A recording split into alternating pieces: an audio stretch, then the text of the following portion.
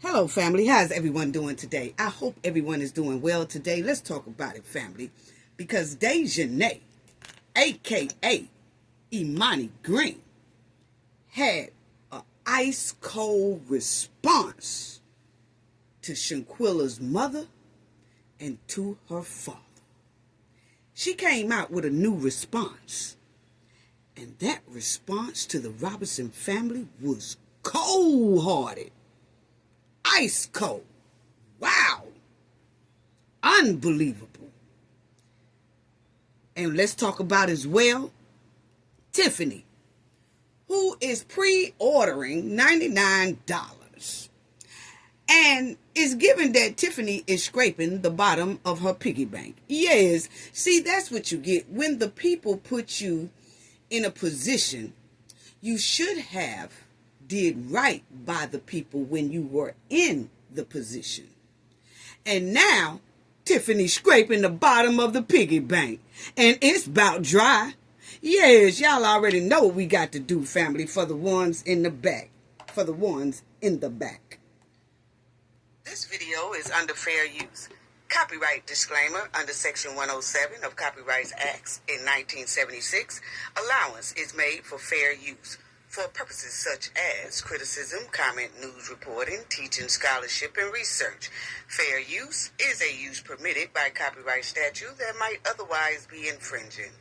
Non-profit, educational, and personal use tips the balance in favor of fair use. Yes, fair use. All rights and credits go directly to its rightful owner. This video is purely for fair use, opinion, and entertainment. Enjoy. And we also want to add that everything in this video is alleged. Yes. Yes, family. We want to give a shout out to everyone as well. Shout out to the replay gang. Shout out to the people in the comment section. Y'all leave awesome comments. Please continue to do that. Thank you so much. Please hit the like button. Don't forget. Please subscribe to the channel if you are not a subscriber already. And thank you to our moderators. Yes, our moderators. They give so much great hospitality in the chat. And we want to say a special thank you to them. Thank you to the chat as well. The chat be on fire. Please throw some fire emojis in the chat for the chat. Yes, yes. Now, family, let's get right on into this because Deja Jackson, a.k.a. Imani, well, she really didn't change her name. She was already using that alias when she was Deja Jackson, okay? She had about, 15 different aliases. We went over that when we did Dejanay's background. So, Dejanay had the nerve to give a hardcore response to the Robinson family. And before I say that, family, I also want to show y'all about the response that the judge made for the reason why he dismissed that DOJ's civil lawsuit. And it was something in there that he said that made me and my team say, wow. Because if this had have been done that he put down there, it would have been harder for him to dismiss this case. And I will show y'all that in a minute after I get through talking about Fish Stick Jackson and her disrespectful response. Yes. So, Cabo 6 member response to lawsuit filed by Shinquila Robinson's family. Family, I knew Daejhanae had an evil spirit embedded in her, but this right here took it all. Yes, dumpster trash. So let's read what Dejanay said, aka Imani.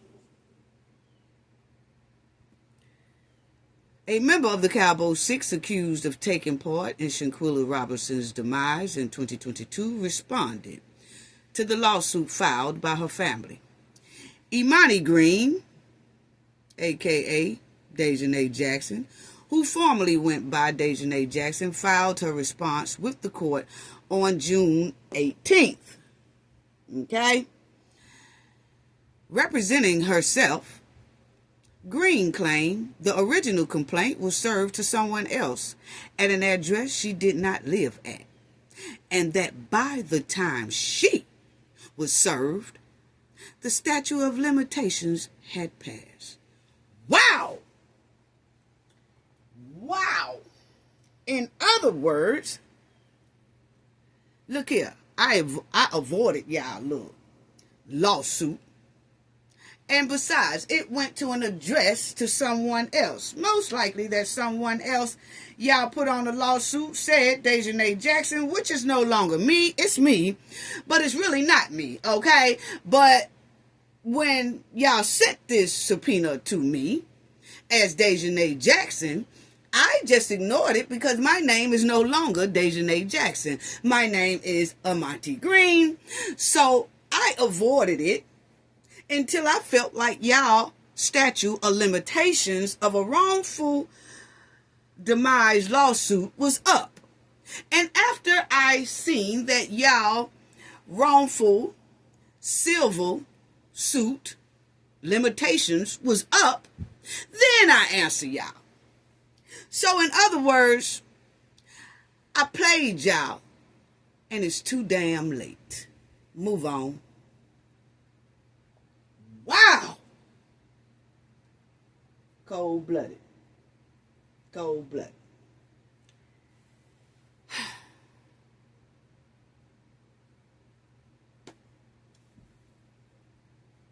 Green also denied the allegations of wrongful demise, simply battery, negligence, civil conspiracy, intentional infliction of emotional distress, and negligence, infliction of emotional distress. She denies it all, okay? But my thing is well, as y'all will see, that Daejhanae is representing herself, okay? Which means that it's probably hard for her to afford a lawyer at this time, or she didn't even waste no time trying to fork up any money to a lawyer because she thinks she got this thing in the bag, because what she did was avoid it. That this is what she was saying to herself, most likely. This is what is given, that, you know, what's the use of me paying for a lawyer when the statute of limitations are up, and by the time I answer it, because I'm going to avoid it until their statute of limitations, I know for a fact, is up. Then I answer them. And then I'm going to tell the court, throw this stuff away, dismiss, because besides, when I got the letter, their statute of limitations was up. So move on and throw it in the trash, Judge. What? Don't you know the judge know when the statute of limitations is up? And the thing is, when it was wrote to you, regardless if you changed your name or not, it was you, sister. So it still stands. But see, Daejhanae thinks she's so slick. And this just shows how the Cabo Six operate. That they plan things and plot things. And they think that they are 4 steps ahead of people when they really 8 steps behind everyone. Mm-hmm. And you went to college, Daejhanae?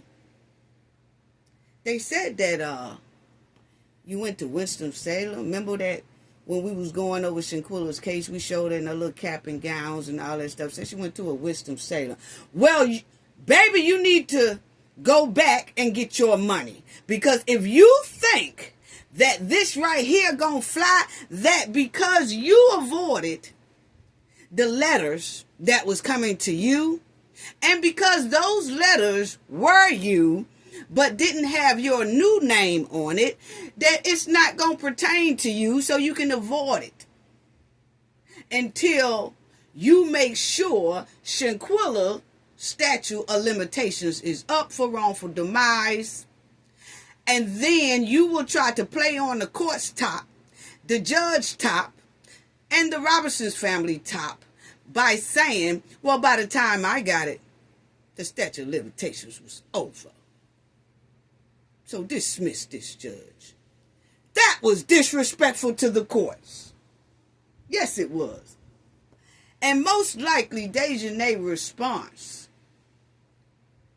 will now throw all of the Cabo 6 in quicksand. I'm really hoping that that judge look at that statement the way we looked at it, because it is actually disrespectful to that judge and to the court and to that family. Wow. Wow. Wow. So she felt like she didn't have to get no representation because she thought she had it in the bag, family, by saying the statute of limitations are up. So that was an easy way. So why would I spend money on a lawyer just to say the statute of limitations are up? And most likely, if she did try to find a lawyer and she told that lawyer she wanted to use that lawyer was like, oh, nah, dog, I'm not going to be able to use that because that's actually not true. But she was going to do it anyway. Wow. See, we've seen slicksters like Fish Stick Deja Jackson for over 30-something years while we was investigating cases just like this. And Daejhanae actually thought she was slicker than the courts. She was slicker than the rules of statute of limitation when it comes to a wrongful suit that's dealing with demise. Anyway, we already know that her and 5 others went to Cabo and, you know, they attacked Shinquila and all that. But she said she is not responsible for Shinquila's demise. What do y'all see on the screen, family? Looks like she is very much so responsible for the demise of Shinquila. That's her right there. Wailing and windmilling until it was just awful. And when we saw her throw Shinquila down by her upper part of the head, that was it right there. That was it. Shinquila had no more movement. Wow. See, just how much of a stone cold deleter Daejhanae is. This is all it shows us. How much of a stone cold deleter she is. With the response and the message she sent the court and the judge and Shinquila's family. Wow. Wow. Just because she changed her legal name to another name that she was already using, it doesn't make a difference. It doesn't matter. She most likely threw all of them in that quicksand harder with that nasty and evil reply she sent to the court. Wow. Wow. Daejhanae. Daejhanae. Family, I am flabbergasted that this girl put that down there so cold-hearted and disrespectful. It's beyond me. And the sad part is she is confident that the judge will dismiss the Cabo 6 lawsuit.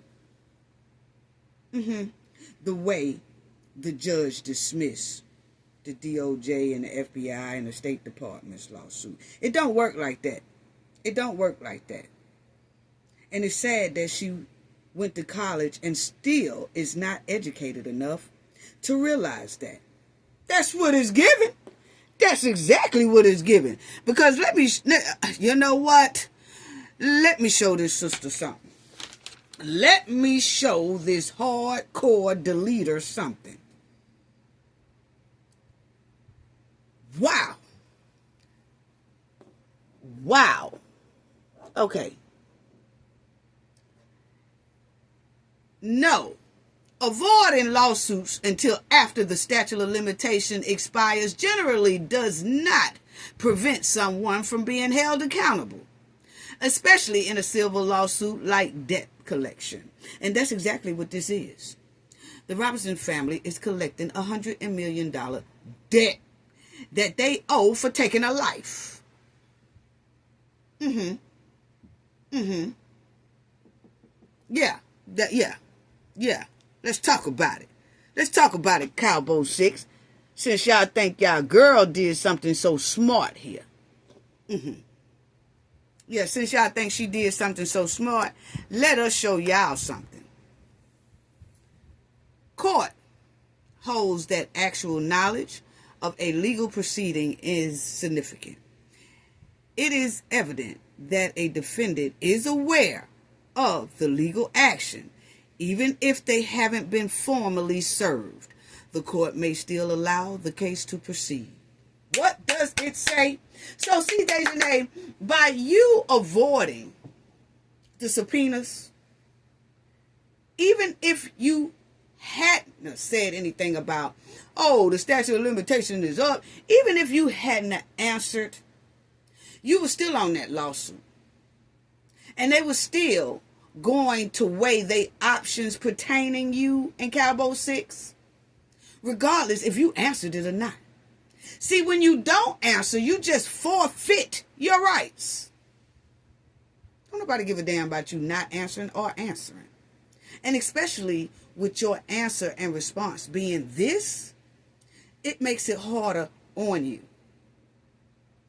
Because it clearly shows that you knew that they was looking for you. Yeah, you knew, because you still communicate with the Cabo 6. And Malik Dyer is your child's godfather. Remember that? Your best friend? So you knew. You knew your name was on that. Even if it was Deja Jackson. You know Daejhanae is a.k.a. Imani Green.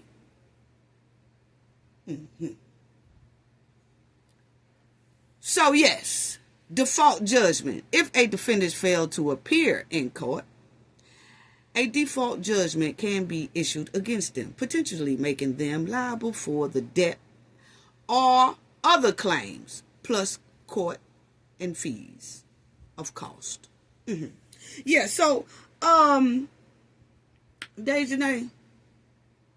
I don't know who told you to write that to the court, but see, what you were trying to do was the devil's work.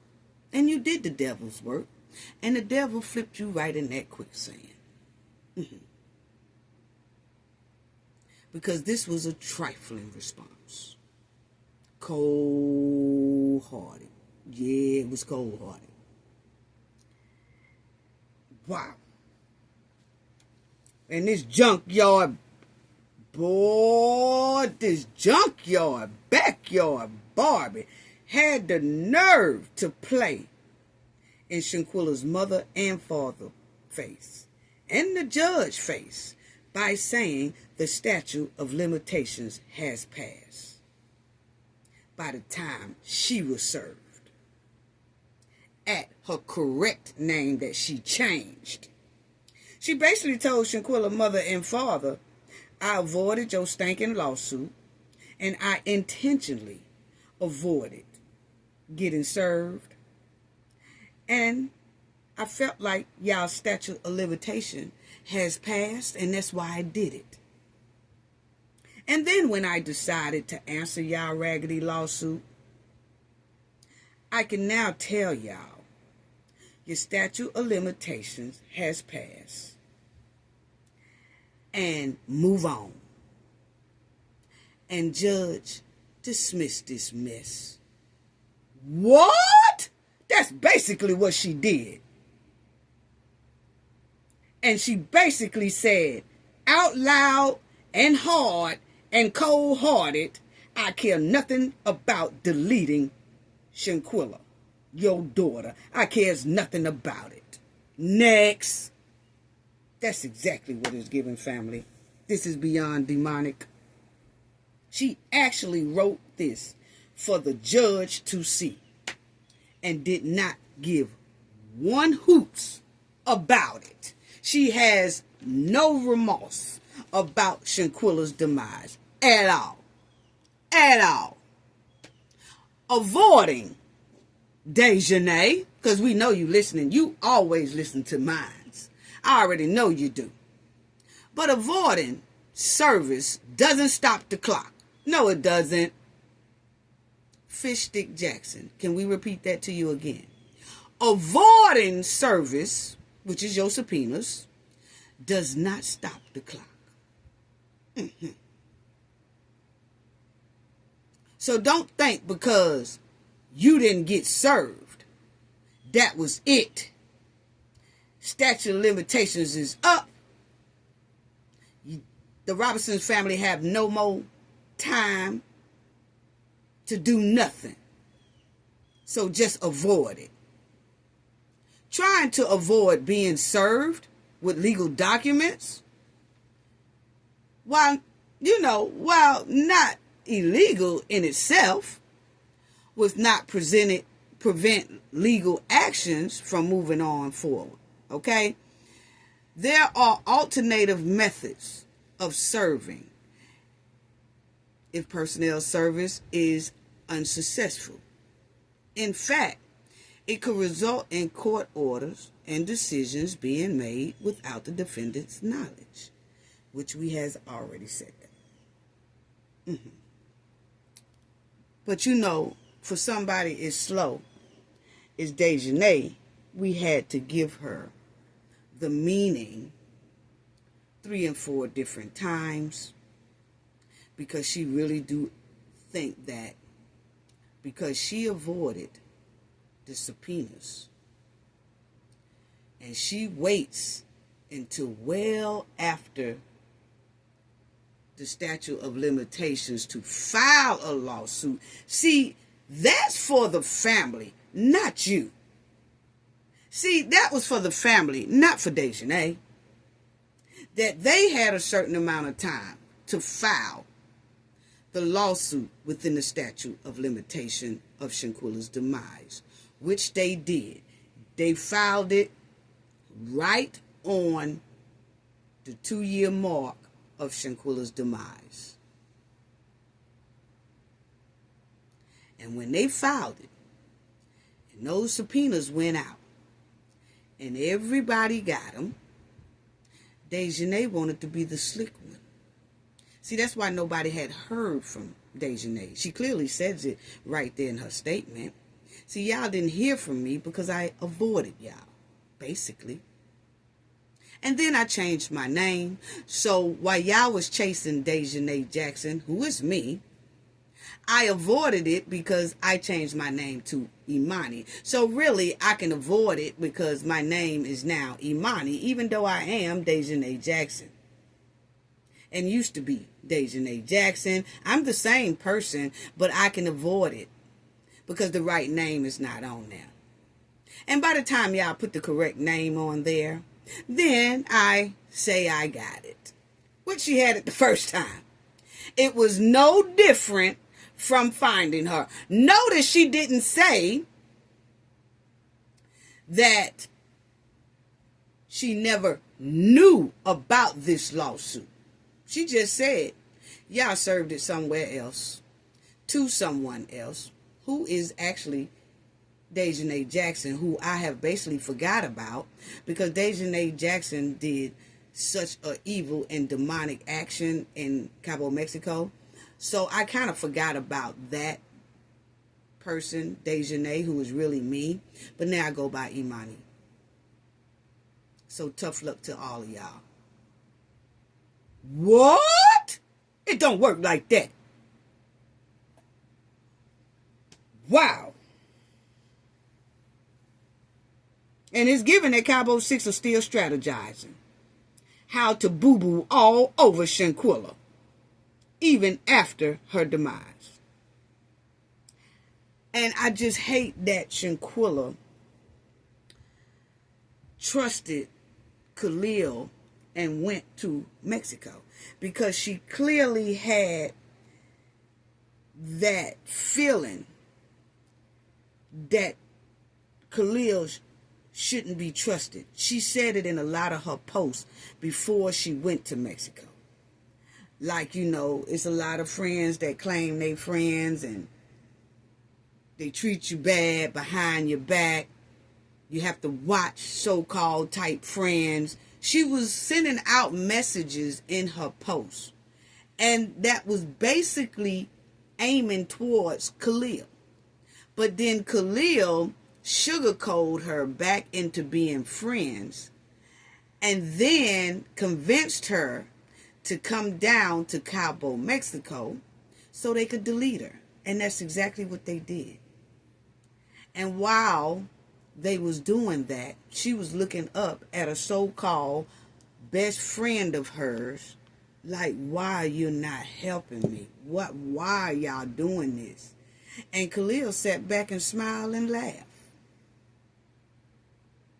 And then helped cover up the crime, helped clean up the crime. And then called Shinquilla mother and said, hey, we need $5,000 because your daughter's sick. And the hospital said they will not see her unless they got $5,000, which it was all a lie. The hospital said they never said that.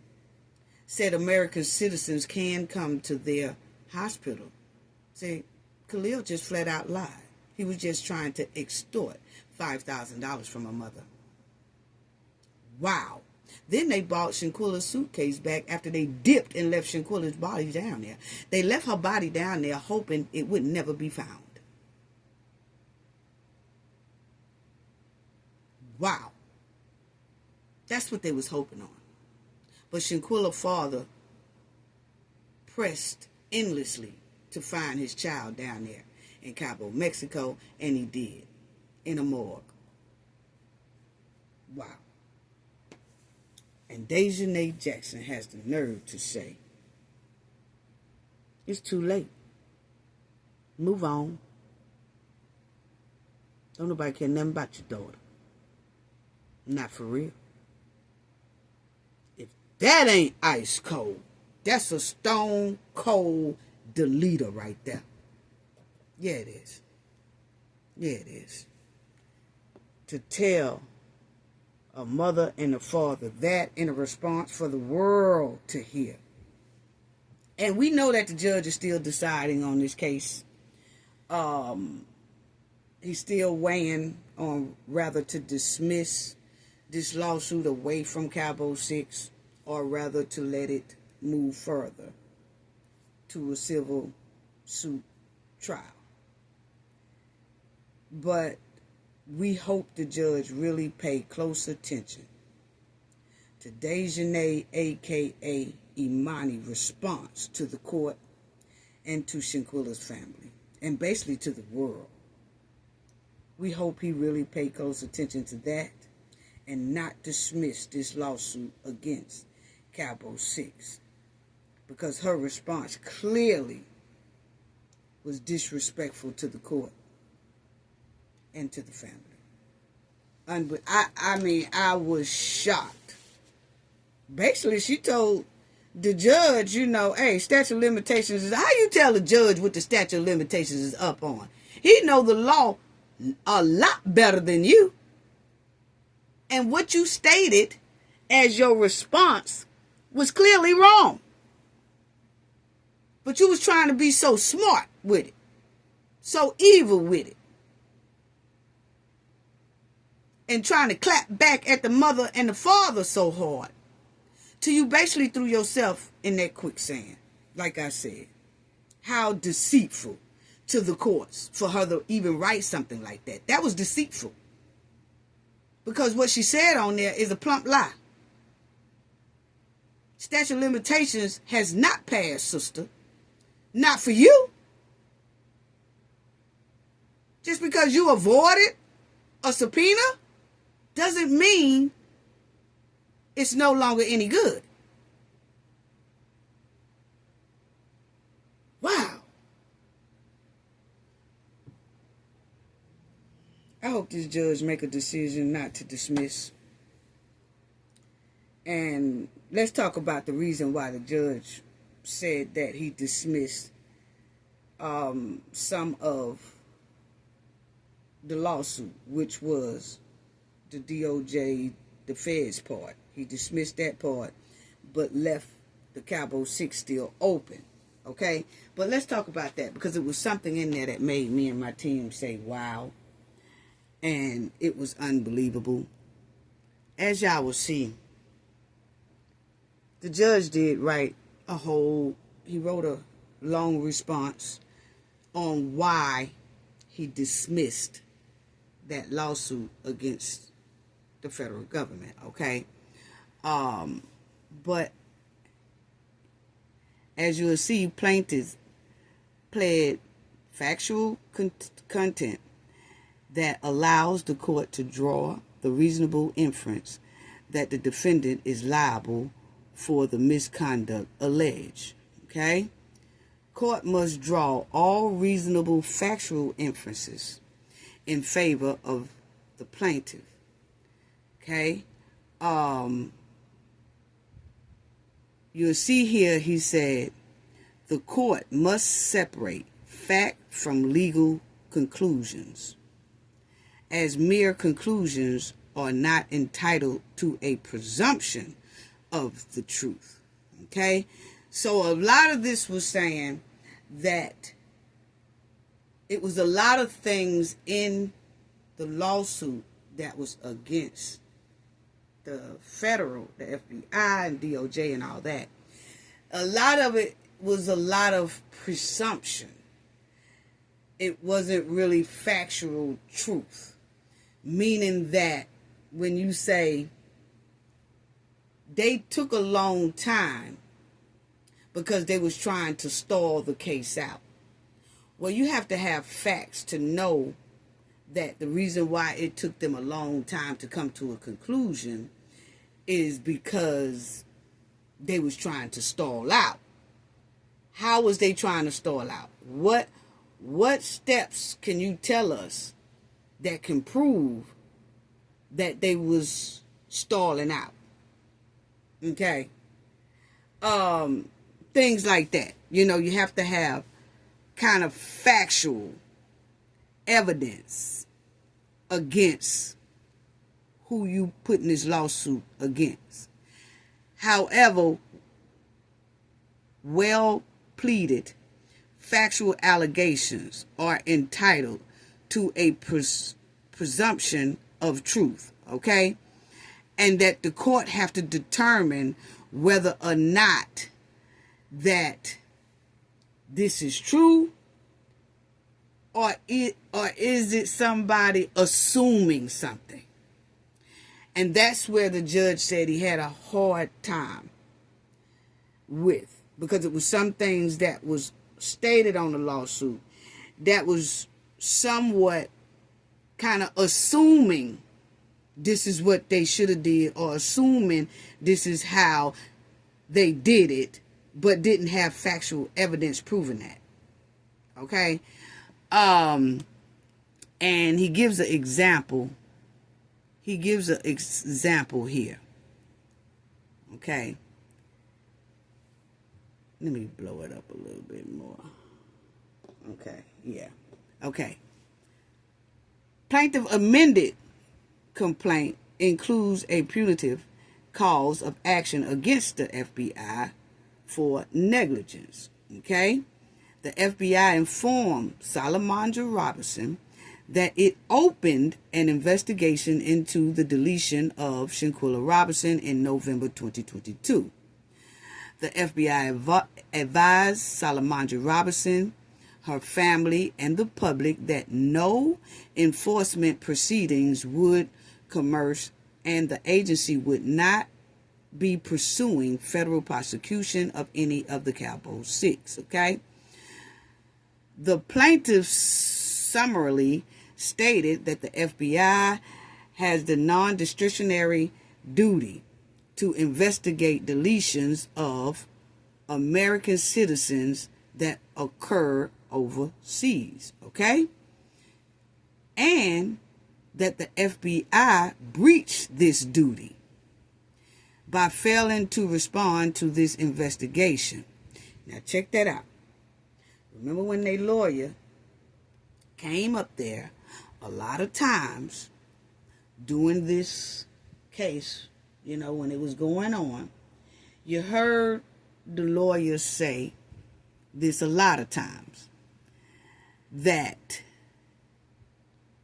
you heard the plaintiff state that the FBI has a duty to investigate deletions of American citizens that occur overseas, and that the FBI breached this duty. Well, the judge says that under the Galbert law and anything else, that the FBI did not breach that duty, because it says here, plaintiff conceded that the FBI did investigate Miss Robertson's deletion. Okay, so y'all see how it is here. See, when you make a statement on your lawsuit, I know she said it like in press conference. We have heard her say that a lot of times. But when you put that on a lawsuit and you say the FBI had a duty to investigate Shinquila Robinson's demise, and they breached that contract, they breached that duty. Well, all actuality, remember, the FBI did investigate Shinquila's demise. They just came back with a judgment we didn't like. They decided not to press charges against the Cabo 6. So see, when you put something in there like they breached their duty by not investigating, but then you turn right around and the plaintiff even said in this lawsuit as well, the FBI did investigate Robinson's deletion. The FBI conduct of the investigation and the fact that the FBI has not pressed criminal charges against anyone, that's the problem you have. Okay? So what it's saying is, you say on one piece of paper of this lawsuit that the FBI never, that they didn't investigate her demise and they breached that duty of doing so. And then you say, yeah, they did investigate, but then they didn't charge anyone. Well, they did investigate. So you basically mad that the investigation that they gave out and their conclusion of the investigation was not one that you agreed with. Okay. So that's one of the things he took under consideration, that you said they didn't investigate, but actually they did. Okay. So when you're writing a lawsuit like that, basically that should have been left out. You should have said they did investigate. Don't say they never investigated, because they did. We don't like how they did it, and it smells like skunk meat. But the point is, they did do it. So don't put on a lawsuit that they didn't, and then turn around on a couple of pages later and say, well, they did, and then they didn't charge anyone. Okay, so that's basically what he was talking about there. But this is another thing, family, that made me and the team say, wow. When you see at the top, well, I want to start right here because it says plaintiff in this lawsuit, okay?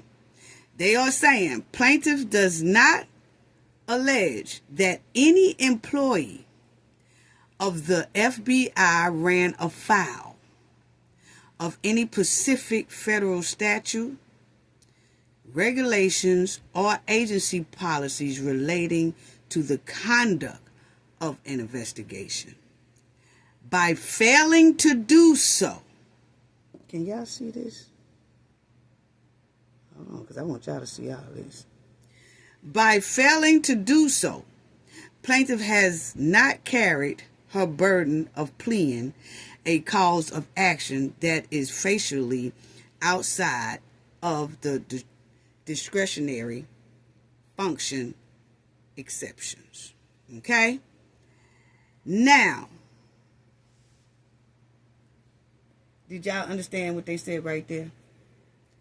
They're saying that in this lawsuit, you know how they were saying that they felt like the FBI just didn't do what they should have done, and that they didn't arrest anyone, and these Cabo 6 are still out, so they just feel like the FBI neglected Shinquila's case.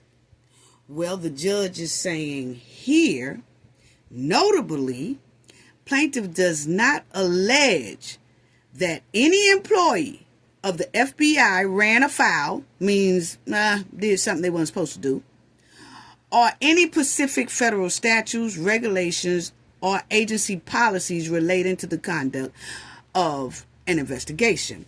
Family, can y'all think what I'm getting ready to say? Do y'all know what I'm getting ready to say? That if they had it inside of this lawsuit, it's something that is against agency policies, and it's related to the conduct of the investigation. Do y'all know what I'm getting ready to say? Okay, I'll tell y'all. It's the fact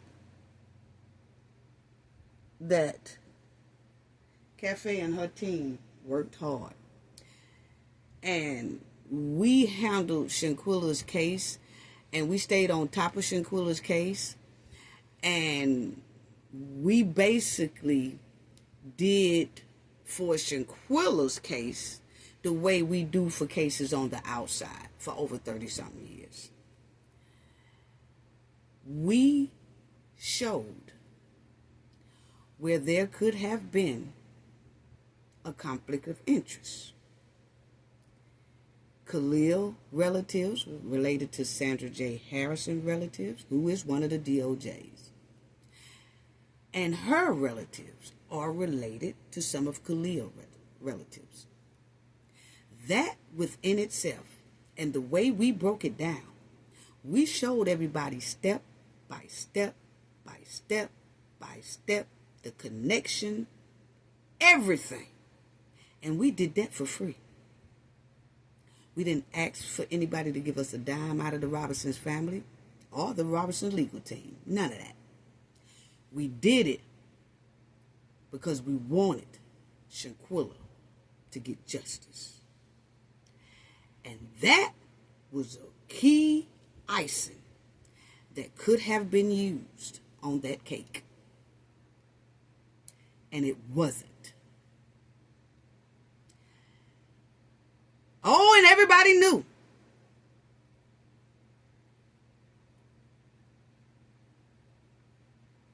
But it wasn't used.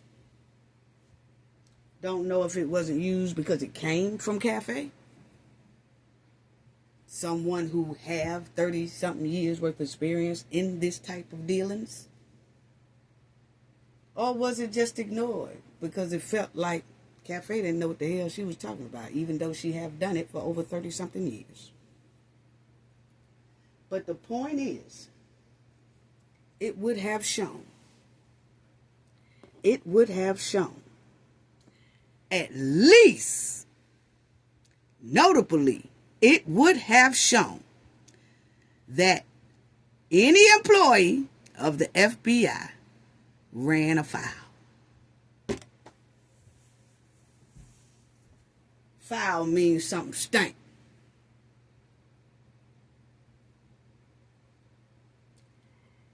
And like he said, if you could have put something in here that could have shown me that it something, one of the employees that you are suing within this department most likely had a, interest of delaying this thing, or interest of probably not investigating like they should have investigated, or some type of interest inside of this whole thing, he could have weighed it a hell of a lot differently. That's basically what he's saying. But because the plaintiff did not show that anyone in that department did something afoul, then they don't see where they should be held accountable.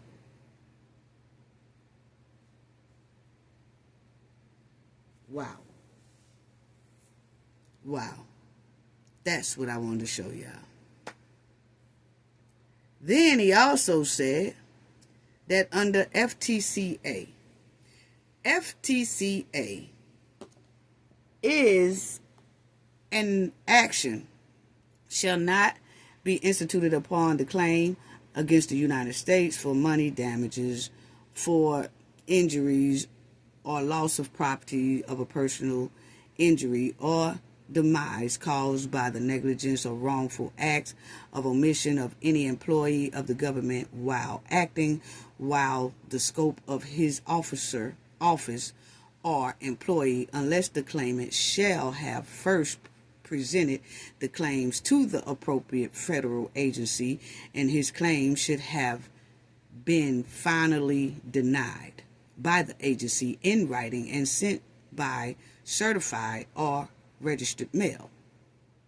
The failure of an agency to make final disposition of a claim within 6 months after it is filed shall, at the option of the claimant, any time thereafter, be deemed a final denial of the claim for purposes of this section. Which means that what he's saying is, usually when you file a lawsuit and you drop that lawsuit down, you then can, because of your doing it against an agency like this, you also write a letter to the agency and say, hey, look here, we really don't have to go to court about this. If we can come to some type of settlement or some type of agreement, or can y'all answer to sit down? We want to request to sit down with y'all, and we want to talk about this thing in depth before the judge makes a date for us to go to court about this civil suit. So we are requesting that y'all sit down with us, let us know everything that y'all got. Once again, we are trying to meet y'all halfway and then see if we can come with some type of agreement within each other. Then they supposed to sit back and wait on that response from the federal DOJ's office or whatever. And if they get a letter saying, nah, we don't want to sit down with y'all, we want to wait till we take it to court. The judge is saying having a letter like that could have helped them as well in court. But he didn't see that that type of action was done as well. Okay? And that person that they sent it to supposed to send them back a reply by certified mail or something like that, showing that, yeah, we got it. And they supposed to send it as well by certified mail saying that the feds had got it. And then the feds' reply is supposed to come back to them in certified mail so that it's evident that they was trying to communicate with each other. Okay? And then if the feds had wrote the Robertson family back and said, nah, we don't want to sit down and talk to y'all, we done. We will wait till we go to court. Then at least they would have had that to show the judge, hey, look, we did try to compromise with them and try to do something, and they just flat out ignored it. Or, yeah, they did agree to sit down, and we sat down, but we couldn't come to an agreement. Something like that. And that is the law that should have been done as well when you're trying to sue them feds. Or sue anybody, you can do that. You can say, you know, anybody that you put a lawsuit up against, once you put a lawsuit up against them, you can go to them one more last time while the lawsuit is in progress. You could go to them and say, hey, look here, do you want to settle this behind the scenes before we even go to court? And then if they be like, nah, I don't want to settle nothing, let's just take it to court, let the judge decide. Okay, then, well, fine. That's what he's saying. So those was kind of the key reasons on why he made the decision for that. Conclusion. Dismiss. So that's what I wanted to show y'all. Yeah. But I also wanted to show y'all what the judge had put in there about, you know, you did nobody the family didn't put in the lawsuit that it could be a conflict of interest.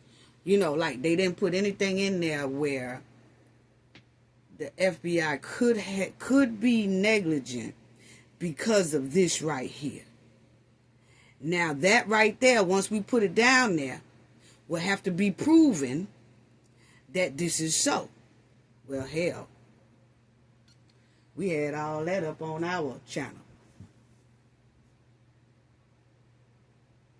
And that would have gotten some well-needed attention from that judge, which would have made that judge sit back and weigh this thing a whole nother way. Anyway, but that was it. And Daejhanae nasty response was unbelievable. Unbelievable and disrespectful. So I had to tell y'all about that. Now let's go to the next one. I just hope that the judge do not dismiss the Cabo 6. I really do. We'll keep an eye on it. We'll stay on top of it, family. You know how we do. We stay on top of it. And we also look at other stories too. And that's another thing I want to tell y'all. Thank y'all so much for supporting Cafe of Knowledge, even with me talking about other things. I mean, that's what it is. I can't stay on one particular person. I mean, I stay on them like 2-3 years. Well, I stayed on Shinquila over a year, Tiffany over a year, and then it gets where their cases are kind of at a standstill, or is, you know, we're waiting, or it's nothing else there. So then we move on and try to help someone else as well. You see what I'm saying? So, because that's what we do. So we're going to stay on top of baby girl, and any updates or anything else, we would definitely let you know. We stand on top of that judge decision, man. We keep looking for him to see what he gonna say. I know it's gonna be big news if he decides to either way, if he decides to drop the Cabo 6 and dismiss the lawsuit away from them, or if he says let it proceed. It's gonna be big either way it go. Tiffany, I'm gonna tell y'all right now, Tiffany got this here book out, Standing on Business. You know, It looks like she's standing on hard times, okay? I'm trying to figure out, how do you write something talking about you standing on business when the whole 4 years you did nothing but stand on bad business, okay? But that's neither here or there.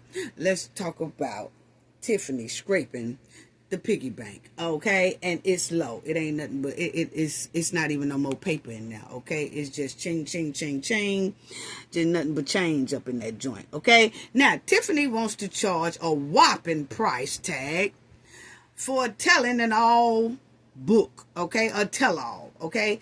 Dodging legal troubles, and that's basically what she's doing, okay? That's basically what she's doing. Now, Henyard's latest promise to tell all comes in the form of an autobiography. She now peddling online. And they said the right word, peddling online. The cost is $99, okay? Now, my thing is, check this out. Tiffany, the mud-walling him, and the politician took to Facebook to solicit pre-orders for the book that promises the real story is coming. A link directs those interested in purchasing the book to a do-it-yourself sales website as opposed to an actual publisher. So Tiffany does not have an actual publisher. This is a self-promoted book that she is doing herself. That in itself gives me and my team a red flag to stand all the way back, okay? Henyard told WGN that, about her little book or whatever, but she gonna tell all about how the real life of a political warfare is between her and what she had to go through, and the betrayal and the unwavering ambition to rise above it all, okay? All that is goulash, okay? Yes, okay? But this is, Tiffany is doing a do-it-yourself book, okay? And she's getting pre-orders, which means that Tiffany most likely don't have them books. I'm waiting on now that she showed us in a chair, right? And she showed everybody the book, which is done digitally herself. Okay? Notice you didn't see Tiffany stand up on her Facebook page in some type of living room or office and show everybody about 100 stacks of those books or 50 stacks of those books, saying, look, y'all, these are all my books. It's 50 right here on the table, ready to go out for y'all. When you order it, you get it. Notice y'all didn't see that. Y'all just saw a digital copy of what the book is supposed to look like. But she wants the $99 right now.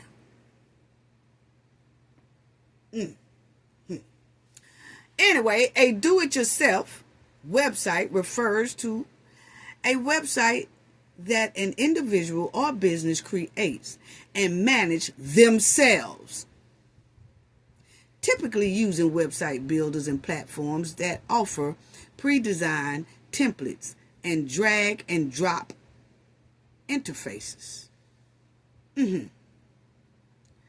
Okay, so this is a do-it-yourself, and you notice it's where an individual or business creates and manages themselves.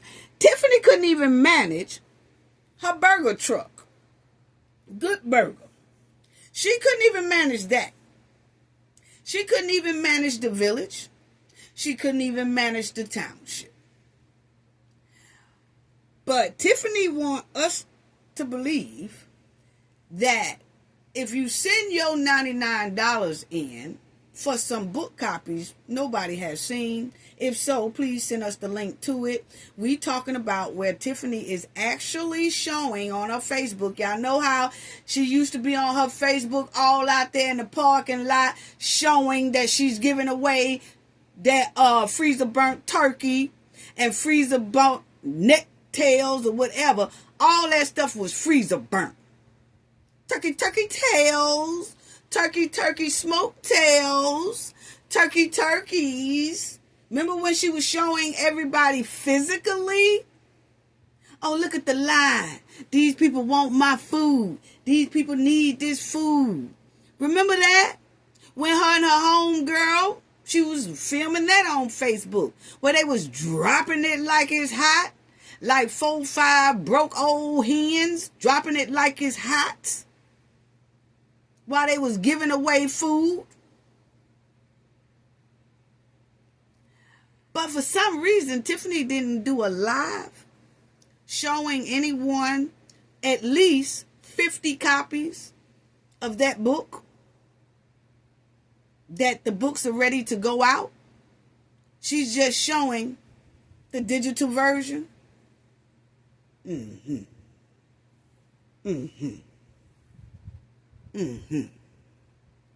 So, my thing is, I'm waiting to see how many people who are going to say, I sent my money to Tiffany and never received the book. Yes, because see, Tiffany has a trend of doing that. Remember all the tax dollars that Tiffany has been getting when she was mayor? And nobody has seen any type of progression that Tiffany has done with that money. Tiffany was getting the money, but nobody was seeing where the money would go. But if people sent $99 to her, they supposed to see a book. I mean, I'm just going off the trend. It's just my opinion. I'm just going off the trend of this woman for 4 years that they are now talking about millions and millions and millions of dollars that has disappeared with no receipts. She act like she don't know what the hell is going on. And she's being investigated by the FBI because a lot of this money is missing.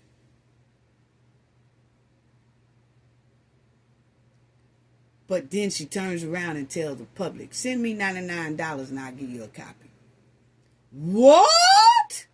She wouldn't even give licenses to her own homegirl. She wouldn't even give liquor license to her own homegirl. Her own homegirl had to fight tooth and nail just to get liquor license to operate their restaurant. Wow. Tiffany won't listen to no judges, no AGs, none of that. Tiffany has gotten money for the Cancer Foundation. She took $10,000 from the township and put it inside of her Cancer Foundation. Nobody knows where that money at. And the cancer people has not received anything pertaining that bogus foundation. But some people think they're going to get a book, right? I mean, some people probably did. But I'm talking about how many is going to be given versus how many will never get it. That's my thing. Because, see, Tiffany is good at taking money. Millions, may I add, and never produce what the money was intended for. Ask the residents. They the taxpayers. Ask them about it. They could tell you. And they could show you better than they could tell you. Ask the trustees. Matter of fact, ask Miss Lightfoot. Yes, y'all remember that? Miss Lightfoot said Dalton received some $3 million in payments from the American Rescue Plan and C-19 stimulus bills signed into law by former President Joe Biden. Okay? According to Lightfoot, hundreds and thousands of the original $3 million in the ARPA funds went missing without receipts. But see, Tiffany said, send her $99 and y'all will get a book. When right today, the trustees can't even find hundreds of thousands of dollars from the C-19 fund that Tiffany got. Yeah, So my thing is, this is my opinion, what make people think that Tiffany, a criminal behaved person who gorilla pimped millions from the government, will all of a sudden do right with people $99 and give them a book. I'll wait.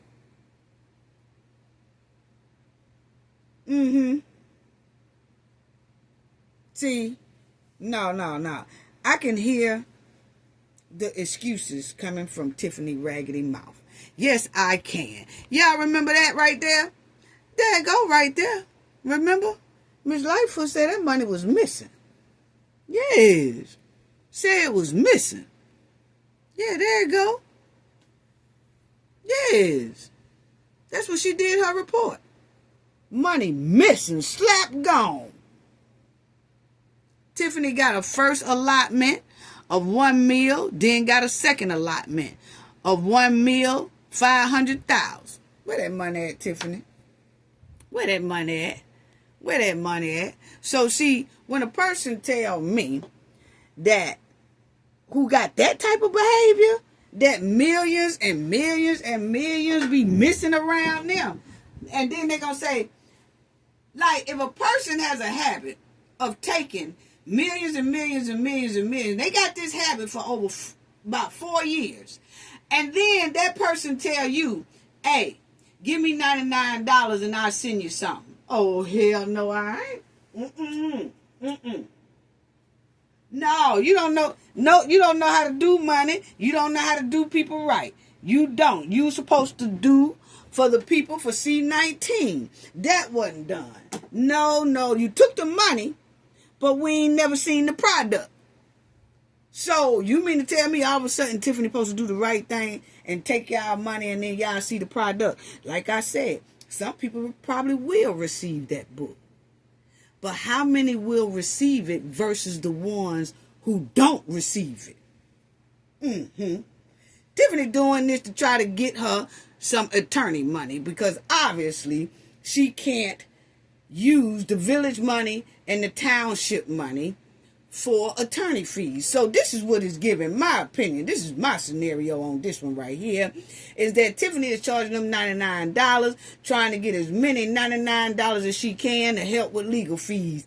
And a lot of people going to be left out the loop when it comes to getting that book. Yes. No. And then she doing it herself. A DIY. Do it yourself. Oh no, she managing it herself? Oh no, that's a double no. She can't be trusted. I'm sorry. That's my opinion. I'm just going off the track record, okay? I can hear Tiffany excuses now, just like she gave the watchdogs that excuse. The watchdogs are asking right now, where is the receipts that you held up? Tiffany acting like she don't even know what's going on. All of a sudden, Tiffany can't remember anything. And then she bragging, talking about the book sold out. Y'all believe that? She told the whole... She sat right up there and lied and said that the paper she was holding...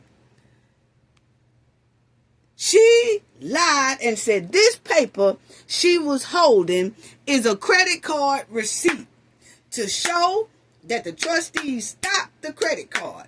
She said that's it. She is the receipt lady. She said she got all the receipts. She said this piece of paper right here was a receipt. So, when Tiffany say that send her the $99, where y'all receipt gonna be at? And then she said she sold out. Oh, I sold out already. Why Tiffany didn't show y'all the sold out receipts? Tiffany will lie, just like she did right here. I got the receipts. I said it with a bold face. Look at her face. She was serious when she said this, lying the whole time. So when she get on Facebook and say she sold out, that stuff go in one ear and go out the other with me. Because she is a pathological liar. So, back to this. She won't even show the watchdogs any receipts. Matter of fact, she told the watchdogs she don't know what they talking about. After doing it, I can hear all the excuses Tiffany will give people who order that book, who will give her $99. You know what Tiffany's excuse is going to be? I don't know what y'all talking about. That's when your book don't come. I don't know what y'all talking about, honey. Y'all ain't sent me no money. I don't know what y'all talking about. Ain't that what she told the watchdog? I don't know what y'all... Even with her seeing the video, did she say, I can't remember doing that. I can't remember doing that. That's been so long ago. I don't know what that paper was I was holding up. Well, you said it right here was a piece of receipt. Yeah, I know I said that was a piece of receipt, but I can't remember that. That's been so long ago. You know, I've had so much stuff going on. I can't remember what that was I was holding up. Yeah. Then, the next excuse. I can't find y'all receipt. Well, I sent you money for that $99 book and I never got it. I can't find your receipt, honey. So, therefore, I can't say you bought this book because I can't find the receipt. But you got my money. Like I said, I don't know what you're talking about. I can't find the receipt. See, these are some excuses that Tiffany has given the trustees and the watchdogs and the residents, the taxpayers. These are excuses that she is good at saying. Y'all want to hear another excuse that Tiffany most likely going to say? I never received your $99. Prove it. Well, it got it right here that it went into your account. Well, see, that's a self-made account.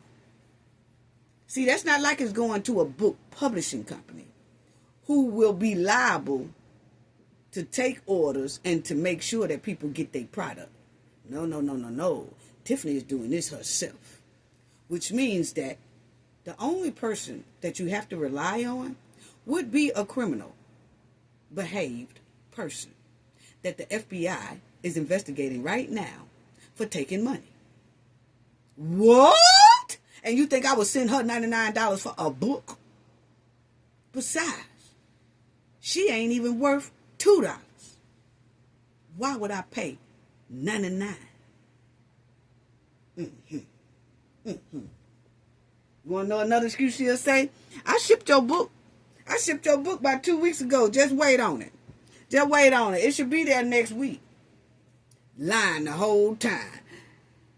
Then you wait another week. Try to contact her back if you can get her. I still haven't received that book. Well, then wait about 2-3 more weeks. You might get it. Tiffany ain't even shipped no book off because there ain't no book to be shipped. Have anybody seen Tiffany get on her Facebook? Why ain't nobody asked Tiffany that? Hey, get on Facebook and show us all the copies you got on your book. Show us about 50 copies. We want to see 50 copies. That way we know for sure that 50 people will definitely get those books.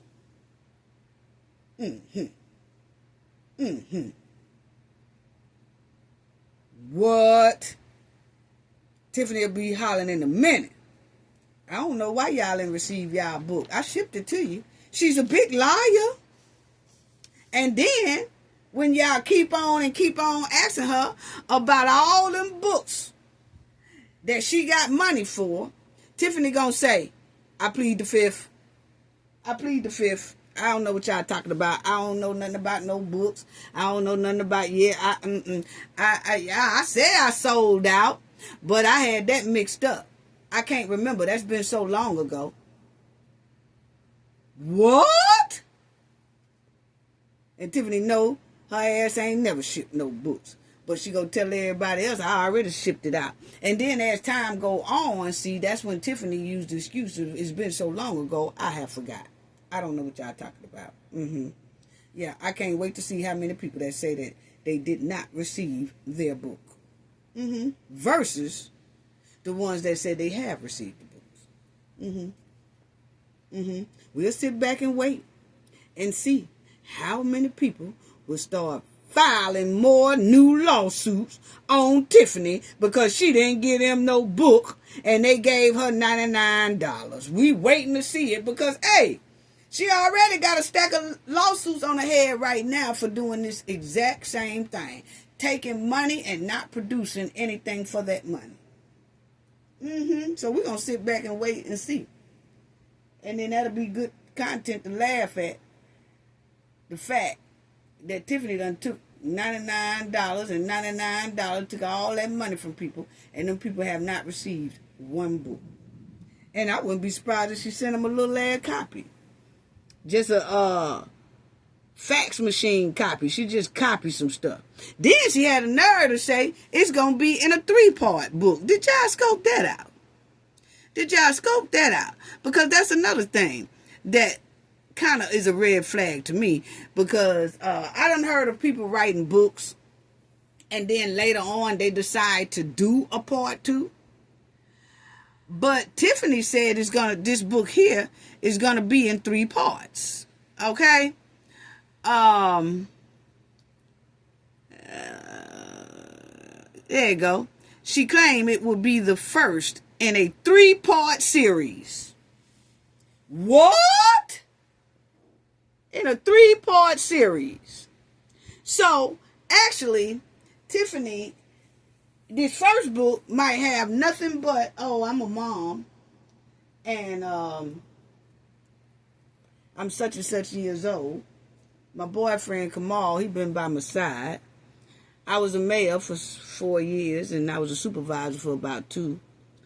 And I'm going through a whole lot right now as a single mom. But this is how I overcame. Okay? That's all. Then she will hype people up again. Part 2.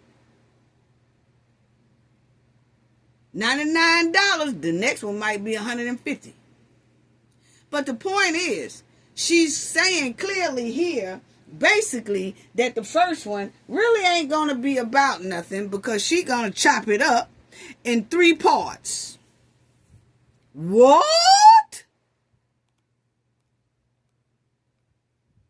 What? So, we're going to just sit back and wait. Some people might receive the book, but I feel like a lot of people won't receive that book. My opinion. I'm going off Tiffany's track record with taking money, not producing any products, okay? So we definitely won't be giving this trifling hen 1 penny for to pay her lawyer fees, because that's what it's giving. She just trying to come up on getting lawyer fees. Yes. And she gonna act like she don't know why y'all didn't receive them books. I won't give her 1 penny for no lawyer fees, because that's what she needed for. After she done dogged and boo-booed all on the people in the village and the township. No. She won't be seeing nothing from Cabo. Anyway, y'all see she said thank you for the birthday wishes and all that right there. And she is truly thankful. And she thank you and thank everyone who supported me by purchasing my book. It sold out in minutes. Y'all believe that? Y'all believe that? Do y'all believe that? Please, people, I really hope. I know probably the new people who really don't know nothing about Tiffany might fall for it. But for the ones who know this hen, this mud-walling hen, know her track record. No, she is a pathological liar. I don't see how nobody could believe that it sold out already in minutes. Tiffany is a good manipulator. She a gaslighter.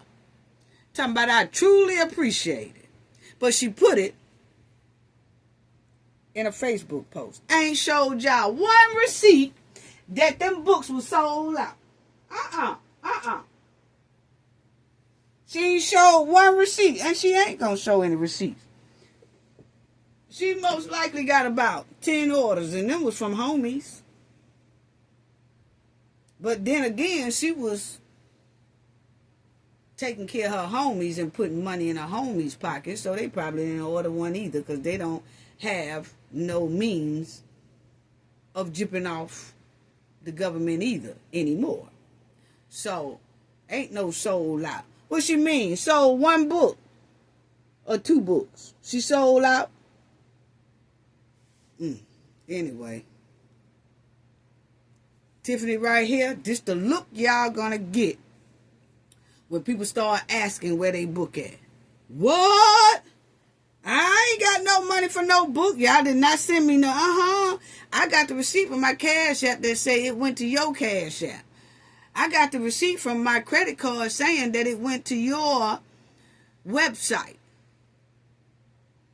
What? I don't remember what y'all talking about. Y'all didn't give me nothing. I plead the fifth. That's exactly what y'all gonna get. This look right here when people go to asking her where they money at. I don't know what you're talking about. Next, R. Kelly and his lawyer, Bo Britley, you know, he got the same lawyer. It's Tiffany, okay? And as you see, the Supreme Court has told them, bye-bye. We are not looking into this case.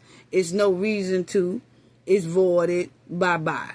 Okay? So, evidently, Bo Britley and R. Kelly sent some paperwork to the Supreme Court trying to get R. Kelly's case overturned. And the Supreme Court said, no, we ain't going to be able to do it. We're not going to be able to do it. So, as you see, the Supreme Court is not going to do it. They said, we sorry. We're not going to be able to do it, R. Kelly. So, find something else to do. Go in there and sit down somewhere, okay? Because we're not going to be able to do it. Do your 30 years and let it be gone, okay? So, the Supreme Court on Monday declined to hear an appeal from the recording artist R. Kelly, who claimed prosecutors stretched the law in securing racketeering and the ST convictions against him. So the Supreme Court said, no, sit down. We're not doing it. Fat Joe. Ooh, y'all hear that thunder? There's some thunder going on around here. I'm going to have to hurry up right quick. But anyway, Fat Joe, he has got dropped down a new lawsuit on him as well. One of his old buddies that used to work for him and hang around him just dropped a lawsuit on Fat Joe. Now, I never cared nothing about Fat Joe anyway. I never cared nothing about Fat Joe ever since about 2006 when he made, and he was about 30-something years old then, about 2006 when he made a song talking about a 16-year-old that he was messing with and grooming and all that stuff like that. I threw him in the dumpster then. Yes, I did. I never really cared for him. It always gave me snakeamies, you know. So I never really cared for him. But anyway, and it really went in the dump when he did this right here. But anyway, this is his lawsuit, and I'm going to show y'all about it. But this is his lawsuit. You'll see Fat Joe accused of coercion, intimidation, and that S thing with minors in his ex-hype man's lawsuit. Okay, so this was a guy who was hanging around Fat Joe, he say allegedly helped Fat Joe write a lot of songs and things like that. and that he saw a lot of things, and that Fat Joe made him do a lot of things, and so now he is telling it, okay? And he put it down in a lawsuit on Fat Joe. He said he tired of Fat Joe, okay? That Fat Joe been intimidating him and bullying him and threatening him, and he said this done took the cake, and he dropped the lawsuit. Now, I stopped fooling with Fat Joe back, like I said, around 2006. He was about 30-something years old. We was all about 30-something years old, okay? Because we all in the same age bracket. And he put out a song that a lot of people would seem like they was loving it. But I'm the type that I love beats. I love a nice beat to a song. And I really do like lyrics. And when I heard this lyric, and I'm going to show it to y'all, because this guy who dropped the lawsuit against Fat Joe bought that same song up and put it inside of his lawsuit. And that's the same song that made me not care for Fat Joe in 2006. Okay?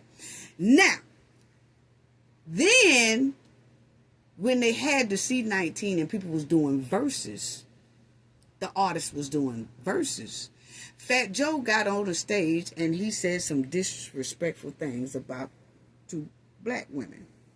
And that's when I furthermore threw Fat Joe in the dumpster. Okay?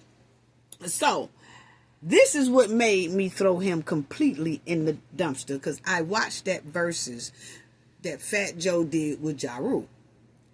And on that stage, when Ja Rule had his two chicks with him that are also artists sing a certain song, Fat Joe was on stage with him, and he said, oh, Ja Rule done bought out some crackhead bees. Okay? I said, what? What?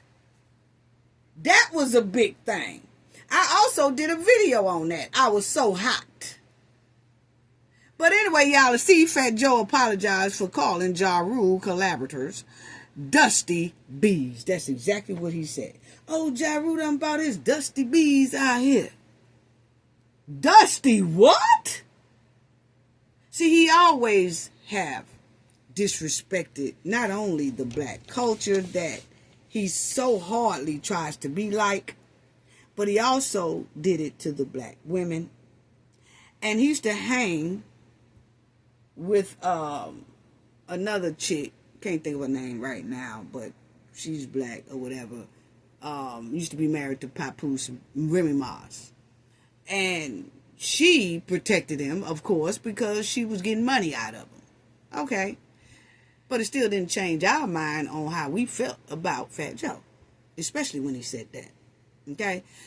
So, that's what he did. And he said Fat Joe was very disrespectful and called Lil Mo and Vita dusty bees at the versus battle. And also said that Ja Rule had to go to the crack house to get him. What? Now, they said one of them allegedly had a problem, which a lot of people do that's in the industry, have a problem and try to get clean and got clean or whatever.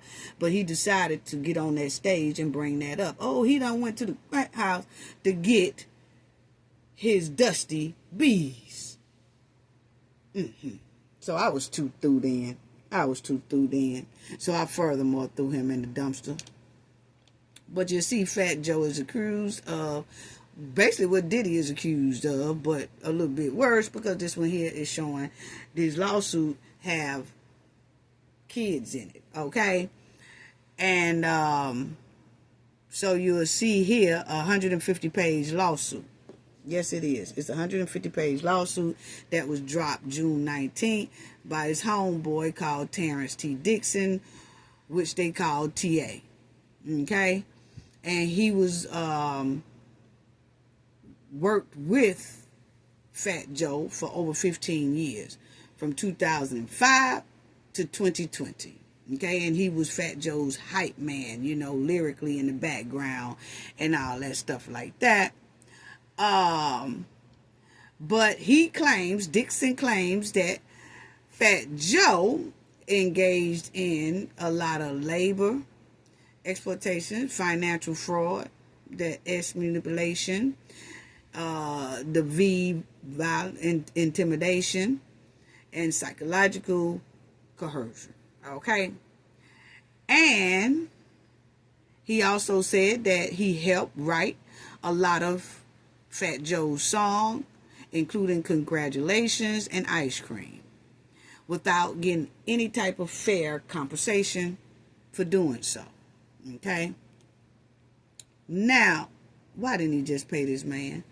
But anyway, he also said he wrote or co-wrote tracks including, we already said that, Congratulations, Money Order, Bees, Ice Cream, Cupcake, Blackout, Dirty Diana, On Star, Okay, No Problem. So he did a lot of different ones, okay? He did a lot of different songs, he say. In additionally to financial allegations, Dixon claimed that the rapper allegedly forced him into humiliating situations, including those FO acts that he said that Fat Joe had him doing a lot of overseas and everything else. He said that Fat Joe had him doing thousands of these, okay? And he would do it up under surveillance and have everybody else in the room kind of to humiliate people and things like that, okay?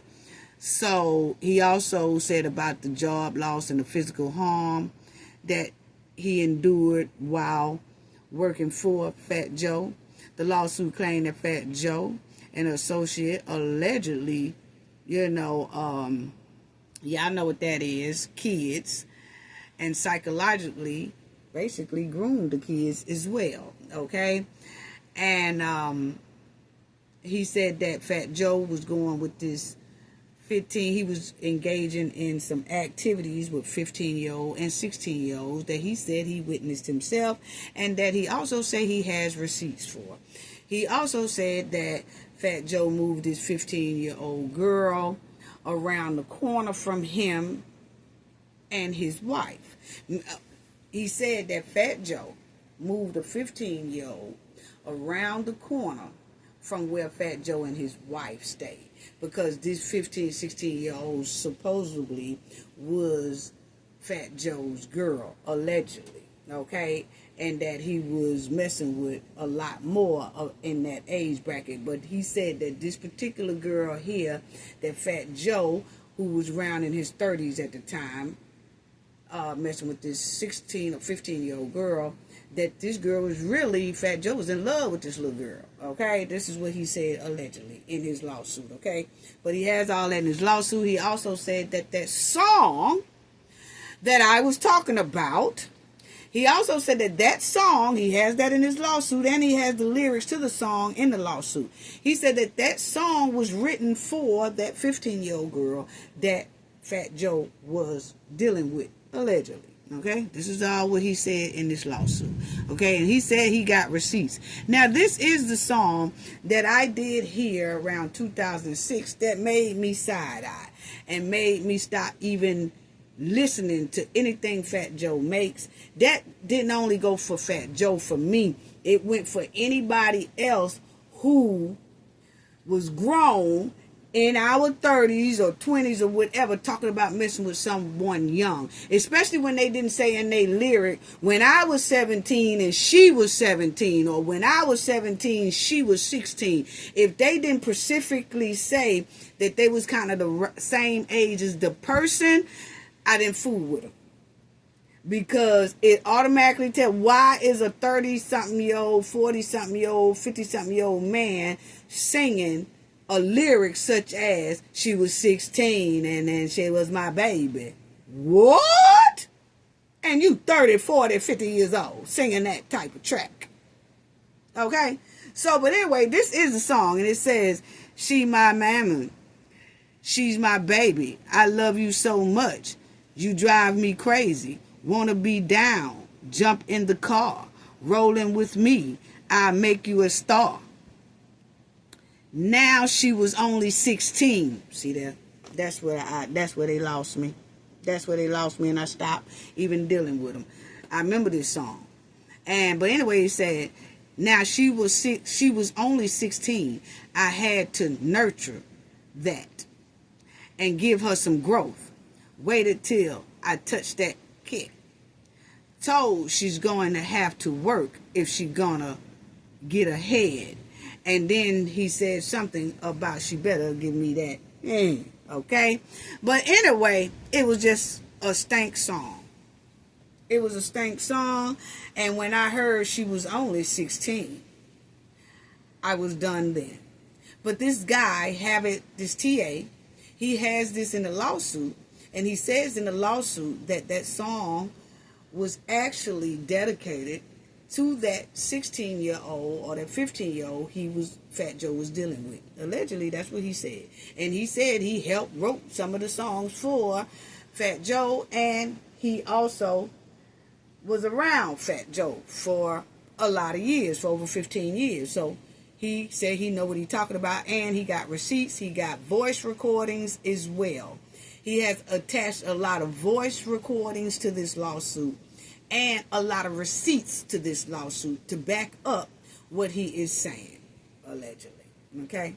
So Fat Joe is 54 years old, and now he is feeling the heat. Okay?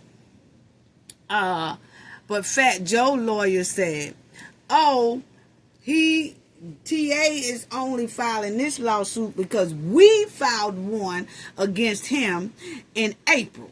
This is what he said. Okay? Fat Joe attorney had said that they filed a lawsuit against this TA guy in April, and that lawsuit is still going on. And that lawsuit that Fat Joe and his lawyer dropped back in April says that TA is always trying to extort money from Fat Joe, and he's always trying to come up with a money grab to get from Fat Joe. So they filed that suit in April. Okay, well, TA and his lawyer say, no. What it is they knew we was about to file ours, but we just didn't have it all together yet because he had to get a lot of his receipts together, get a lot of those recordings. He had to get a lot of his stuff together. And while he was doing that, he's saying that Fat Joe hurried up and threw a lawsuit down against him in April saying he's trying to extort me for money. But then when TA got his lawsuit together with a whole lot of receipts and audio receipts, he just dropped his down June 19th. Okay? And so that's why he said it's like that. Okay? So, but his lawsuit got a lot in it, family. It got a lot in it. So, TA, his lawyer, who is Blackburn, have until June 23rd to answer Fat Joe's lawsuit about his client trying to extort money from him. Well, TA lawyer also said ain't nobody trying to extort nothing from Fat Joe. He said Fat Joe knows what he has done. My client was with him for nearly 20 years. My client does not do drugs, nor does he drink alcohol. His memory is perfect, and he has receipts. We have 3 additional pages that they're going to start putting in, okay? And so, as you see, they ready to go to battle. And it looks like he going to mess around there and be another Diddy. Yes. But I always looked at Fat Joe as an oversized undercover snake. I'm sorry. Been through him in the dumpster. So we'll see how that lawsuit gonna turn out. But it looks like that might, because he does have a lot of receipts attached to his lawsuit, the TA.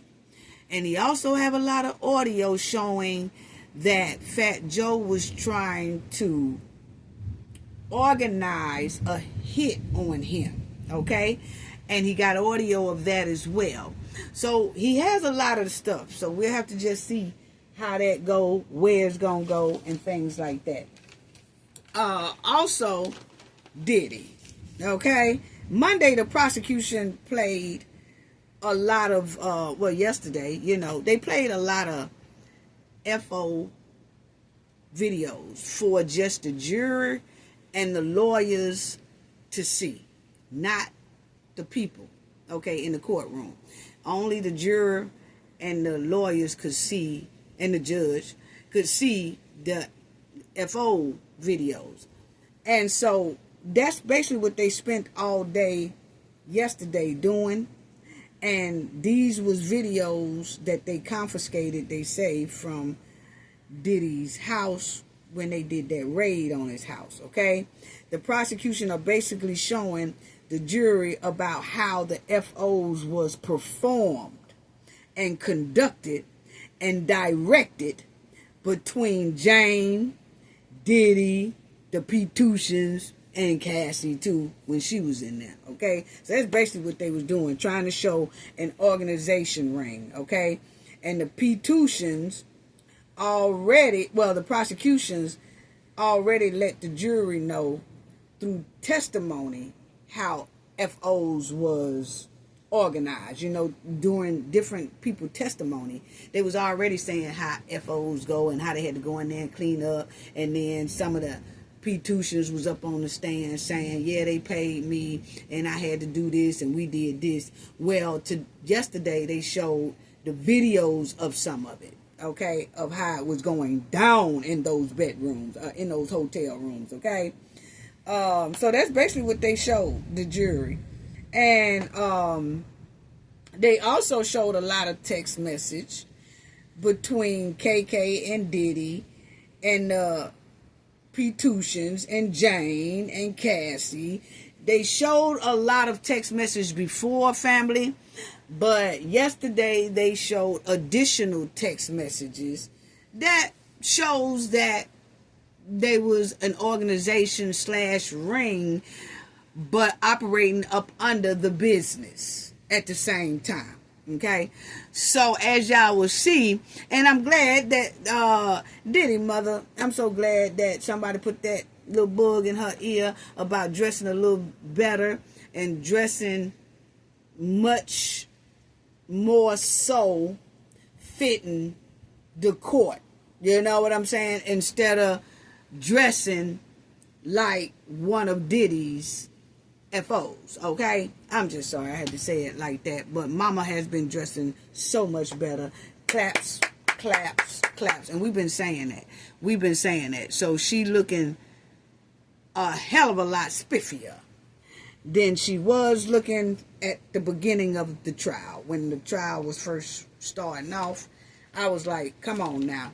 But she's doing a hell of a lot better, and I want to give her props for that, because I've shown y'all different outfits where she is looking more conservative, more like a concerning mother, more like, hey, she's on her business game, okay? And I'm liking that right there. Shout out to Miss Combs for that. Now, this right here. One text that they showed, family, between Diddy and KK, they was talking about having a Chelsea and Jane in the same hotel with them, okay? Meaning that Chelsea was going to be on one side of the hotel and then Jane be on another side of the hotel. But I guess either or knew that they was there, okay? But they had this text message between Diddy and KK, and Diddy was saying that when he finished the FO with Jane, then they're going to send Jane home, and then they're going to tell Chelsea to come on in, and then probably an hour after that, they're going to start a whole new fresh FO, okay? And so Diddy was texting KK saying, I'm going to tell Jane that I have an emergency or something like that. And then KK was saying in the text message, no, Don't tell her that you got an emergency. Just tell her that you got a gig or you got something that you have to do. But you really don't have to say what, because then she going to have a lot of questions like, can she go or something like that. Just tell her, hey, you have an important meeting that you just have to do yourself, and then send her on home, and then bring Jane on up. So you could tell that KK had a lot to do, a lot of organizing she was doing with Diddy. Okay? She was Diddy's right-hand girl. Okay? And you could tell that she had her hands dibbling-dabbling in some criminal behavior when you go to talking about how to bring up another one and tell the other one to go home, but then you got petitions that's coming that y'all are paying coming out of your company credit card. Wow. Wow. Wow. Then Diddy and KK also was discussing about invoices, who gonna get paid here, who ain't gonna get paid, how much he gonna get paid, what all do you need, Diddy? Do you need this? Do you need that? He's texting her saying, hey, I done ran out of baby oil, could you get me some more? And she's saying, okay, and she's sniggling and grinning and all that stuff. So it's just terrible, point blank, period. Now, as the jury was watching these FO tapes yesterday, Diddy was wearing his headphones, okay? And it looks like he was taking notes, okay? But he had his head down taking notes, they say, and he wasn't really making any facial expressions, and I guess that was advice of his lawyers, like, just keep your head down and just be writing. Just be writing. Like, you don't have to look at it. Just, you could have the earplugs in, listen. He probably had it all the way down and wasn't even listening to it. I don't know. But that's how it went. I don't know if y'all can hear that thunder, family, but it is getting stank out here. Okay? I'm going to hurry up. Anyway, y'all will see missing witnesses and lingering questions.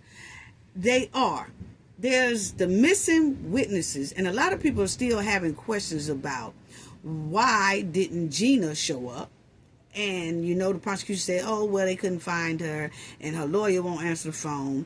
But then people are also asking, why isn't KK coming to the stand? Because, see, the prosecution is resting their case. They are resting their case today, I think. And then now Diddy lawyers are going to present their case. But Diddy lawyers are saying they don't need but probably 4 to 5 days on theirs, and then they're going to close. And then it just be all in the jury hands after that. Okay? So, but people have questions about these missing people. Why KK wasn't called in as a witness. And why was Gina not there?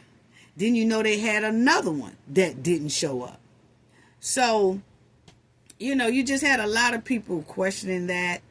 And a lot of people have a lot of questions about the case, including questions about the missing key witnesses that should have been there. You know? As you see, it says, what happened to Gina? Who was victim 3?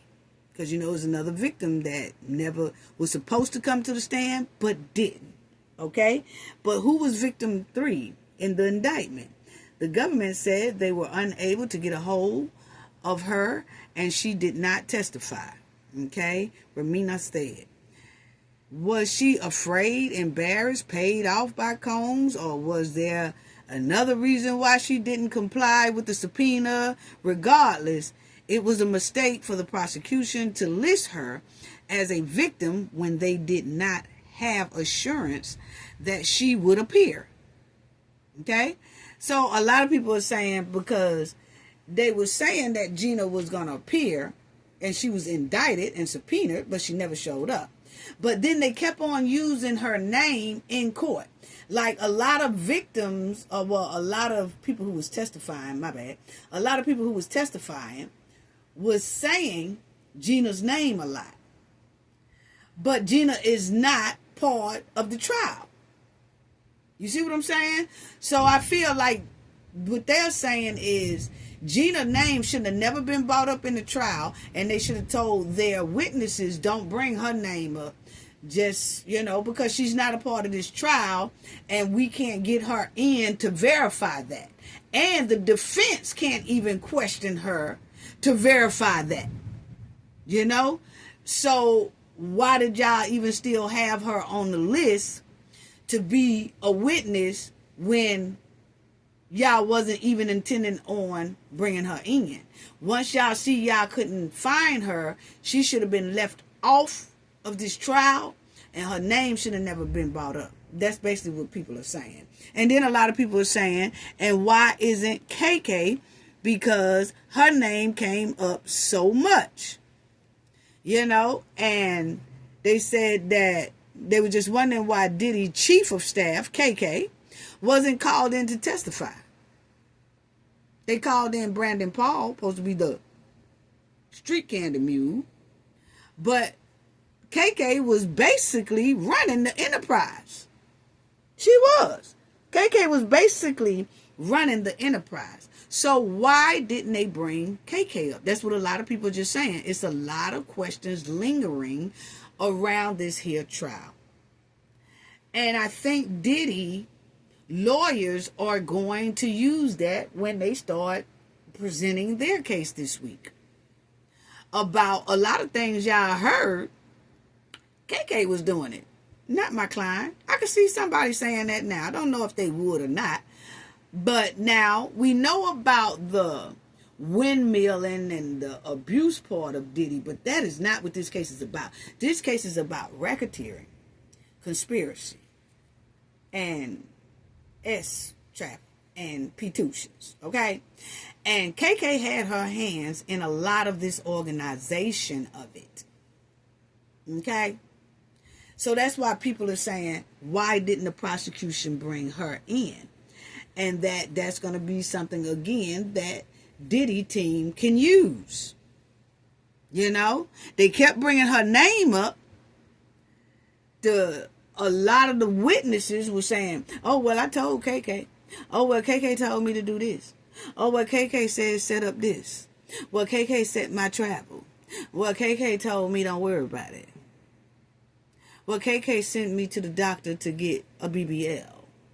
KK sent me to the doctor to get a piercing. It was KK, along with Diddy. So, hell, they should have had KK and Diddy sitting right beside each other. Yeah, they did it for Young Thug trial. When Young Thug racketeering case in Atlanta, it was Young Thug in that courtroom, and about 4 other of his homies was in that same courtroom. I feel like it should have been the same with KK. And I'm just trying to figure out what is making her so special that she can't face the music like everybody else do in a racketeering case. Granted, R. Kelly had to do his alone, But I think how Young Thug trial was done is the way everybody should do theirs if you're saying that this person is the head ringleader of an organization. When they had Young Thug down there, they definitely had about 4 or 5 of his homies inside that courtroom with their lawyers. And all of their lawyers was coming up saying something on behalf of their client. And the prosecution was going in on all of them at the same time.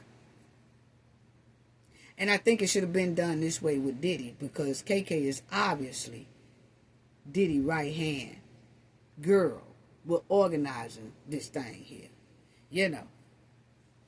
And it was something else I wanted y'all to see.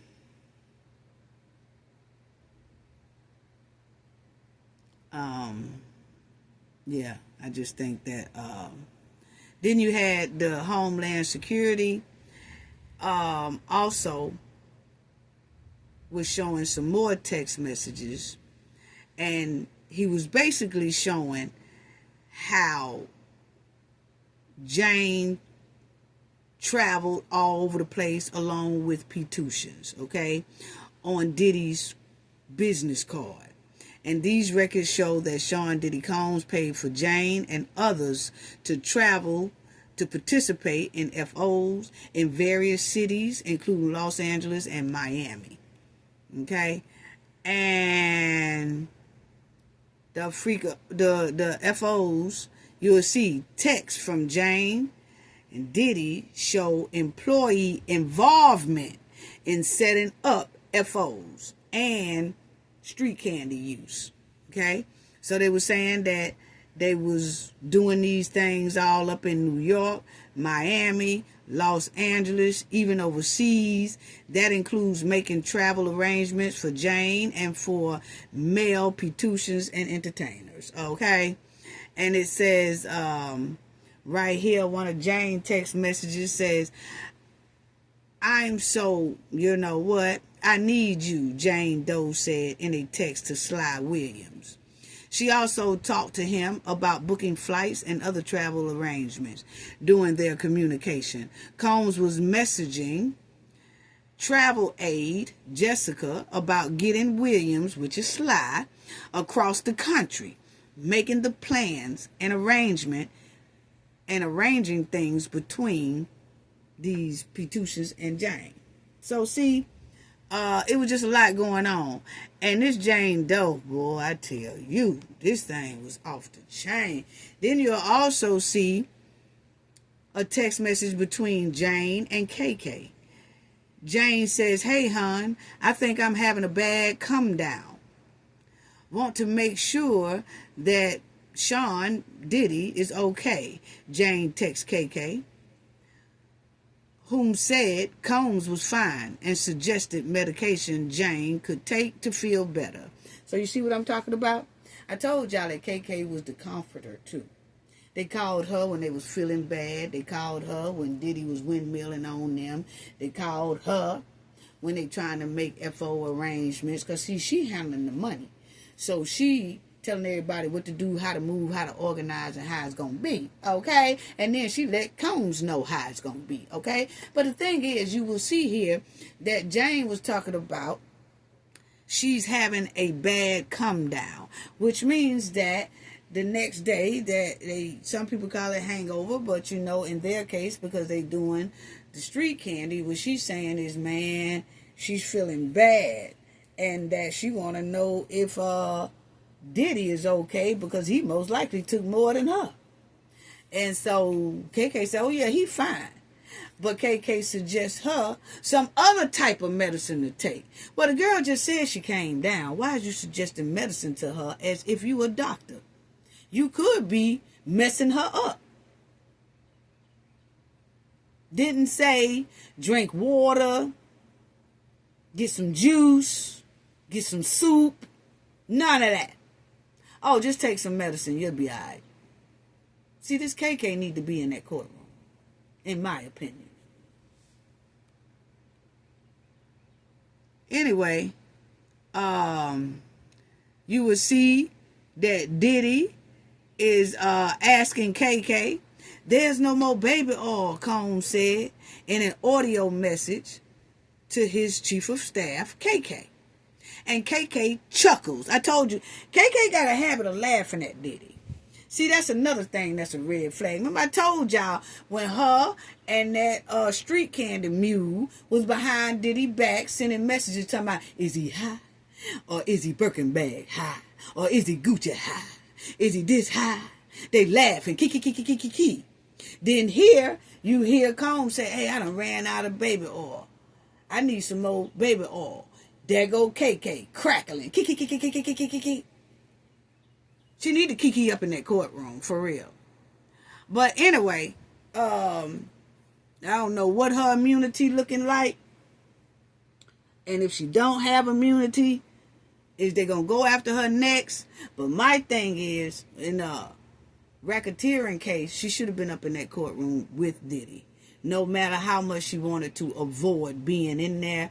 Hey, if your name come up just as much as the person who run the business or own the business, you need to be in there with that man handling business when the heat get hot. Don't go helping somebody get in that quicksand and you all in it 50-50 with them. And then as soon as they go in the quicksand, you run and say, I ain't going up there. You go up there. No, it shouldn't be like that. I think that is so wrong. You know? But anyway, he said he ran out of baby oil and she chuckling. I can't believe I'm out of baby oil, he said. That's what Combs was saying. He said, I thought I had 20 bottles at the time, but I ain't got no more baby oil. So in a separate message, KK tells Combs that they'll get whatever he needs. They'll bring him more baby oil, more lubricant, all that stuff like that. Okay? So it's just a big mess. And then Combs continued to send audio message asking for vegetable soup. And another saying, can security bring me some money? I need $5,000. In another, he asked his team to add on anything else you think that, he could need. Okay? But my thing is, y'all see up there again, Combs is asking, I need $5,000. Hey, how come he just can't say, hey, bring me $5,000? Because that's really his money. But he is asking KK, can security do this for me? Hey, I need $5,000. You think I can get it? I'm telling y'all, this is giving handler / madam. And it's given that the more that time went on, the more Diddy's habit got worse, and KK was able to run his business and run his show. That's why I asked too, since she's no longer with Diddy, how much money did she put up? Is she now, is she sitting on millions and millions and millions and millions of dollars? That's how come they won't say what her salary is. Because if people say her salary will say $100,000, or say her salary was $200,000. But then when people see that bank account of hers now, it has over about 20 mil in it. People gonna wonder how. So therefore, you see that her salary is being scrubbed or secretive, so you don't know. A mess. And then you'll see right here that they was just showing how they was traveling all over. In one text message shown to jurors, Combs text KK, can you get Jane here tomorrow? In another exchange, KK told Combs that there was the emergency contraceptive known as Plan B in his room. And he replied, do you think the other girl really wants to come? KK wrote back that the unidentified woman sounded excited. See what I'm talking about? Y'all see what I'm talking about? Y'all see what I'm talking about? See, Combs was like, hey, can you get Jane over here? KK like, I got you somebody else coming. That's the plan B. I was going to have you somebody else coming. And so Diddy sounded excited. Oh, do you think that other chick really going to come? And then KK said, yeah, because she sounded excited. So it's on. I'm making arrangements for her to get to you. Oh, good. What? Wow. Digging further into paper trails, the jury did see a lot of receipts and everything, payments from Jane to Petutions and things like that. And most of these payments was going back and forth through Zelle, Venmo, and then they said other receipts was headed right to a male escort company called Cowboys for Angels. Okay, so it just got receipts of all that stuff, and that his business was paying for all of that. You know, the defense will, there will be no defense witnesses, Sean Combs' lawyer said, Mark. So, Diddy's lawyers are presenting their case this week. And what they're saying is they're not going to call any witnesses on their behalf. And I was wondering why. All these people that Diddy had following him and around him and all that stuff, why couldn't they find one person to come up on that stand and say, oh, well, you know, he was a cool person to me. I mean, I never saw any of this stuff what people are saying. Very good businessman, or some companies that he dealt with say, hey, he was a businessman, he was on point, you know, never saw any violence when he was around me and things like that. They not bringing in nobody. So I don't know. And maybe a lot of people was like, nah, I don't want to be no witness on his behalf because I don't want my dirt to fall out of the bag, okay? Because a lot of people, you notice a lot of stars are very, very quiet. They are very quiet about Diddy's situation. They're not even replying. Only one you hear saying something is 50 Cent. And that's because allegedly, he really pissed off about his baby mama, allegedly. That's so-called supposed to be Jane Doe, allegedly, okay? But the only entertainer, rapper, whatever anybody that's in the industry, the only person that you do hear is 50 Cent. Everybody else that Diddy done dealt with, been around, done put on, they done came to his white parties, blue parties, yellow parties, all that. Nobody coming on his behalf to say nothing good? I mean, I'm just asking a question. You know? And on top of that, a lot of them don't want their baggage to be laid out. Because once they come up on that stand, exactly how Jane Doe baggage fell out, Mia baggage fell out, a lot of Cassie baggage fell out. A lot of people don't want their baggage to fall out, so they like, nah, I ain't coming nowhere near that courtroom being no witness on nobody's behalf because I don't want my dirt falling out the bag. You notice ain't nobody said nothing about Fat Joe either, that lawsuit dropped on top of his head. Ain't nobody came to the forefront. I ain't even heard Remy Ma come out and say nothing. She had a whole lot to say when he was dissing black women.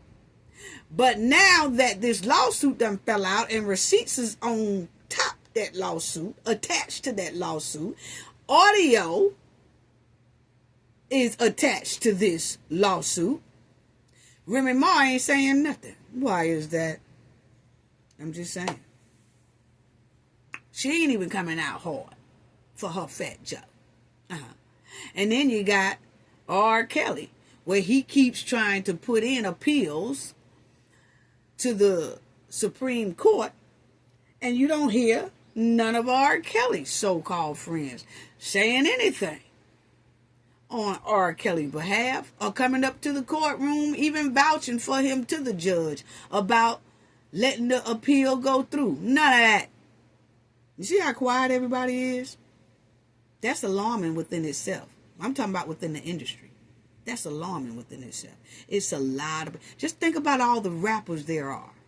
And all the old school rappers there are. That's in Diddy's age bracket, Fat Joe's age bracket, R. Kelly's age bracket, and none of them seems to have anything to say against this matter or even for this matter.